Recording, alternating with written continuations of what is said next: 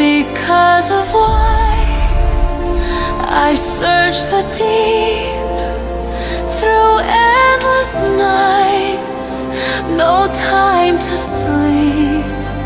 The call inside I can't deny. I'll find the light because of why. Hey everyone, and welcome back to The Explainer. All right, let's get right into it. Have you ever glanced at the list of G20 nations and had that feeling like someone's missing?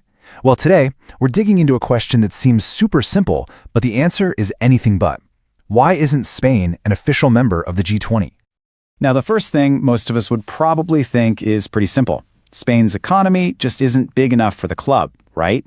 It's the group of 20 largest economies, after all. But that's where this story takes a really interesting turn.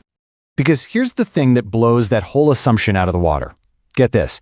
Spain has the 12th largest economy on the planet. I mean, 12th. That's not just barely making the cut. That's comfortably in the big leagues.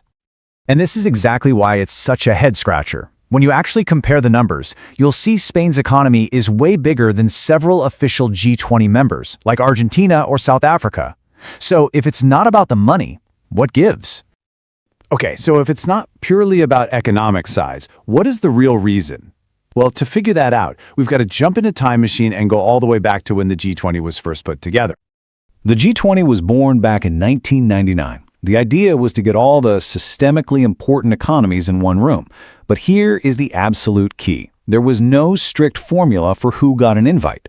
It wasn't like they just took a list of the top 20 GDPs and sent out invitations. In reality, it was, well, a lot more informal. This quote from Robert Wade really pulls back the curtain.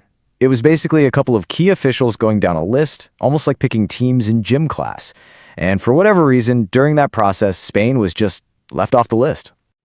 But the story doesn't end with that initial snub.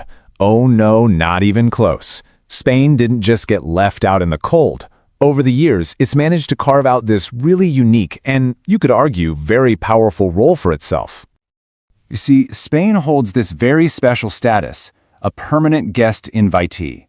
Now, that doesn't just mean they get an invite when there's a spare seat. It means Spain is at the table for every single summit, every single meeting. They're in the room where it happens. And they're not just warming a chair either.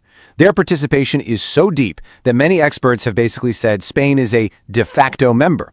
As this quote from the Melbourne Journal of International Law points out, they make policy commitments just like the official members. They do all the work of a member, just without the formal title.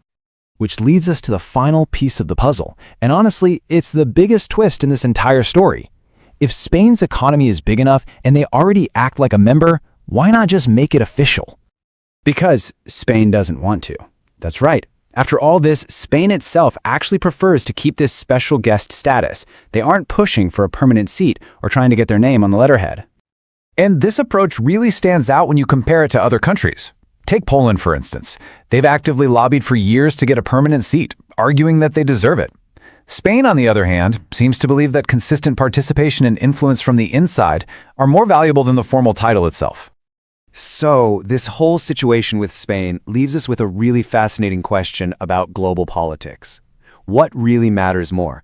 Is it having that official seat, that formal title, or is it having consistent, undeniable influence year after year, shaping policy right from the heart of the discussion, even without the nameplate? So, what do you think of Spain's strategy? Is it a brilliant long-term play or a missed opportunity? I'd really love to know what you think, so drop your take in the comments below. And hey, if you enjoyed this explainer, do us a huge favor and hit that like button and share it with a friend. And of course, make sure you're subscribed for more deep dives. Thanks for watching, and we'll see you in the next one.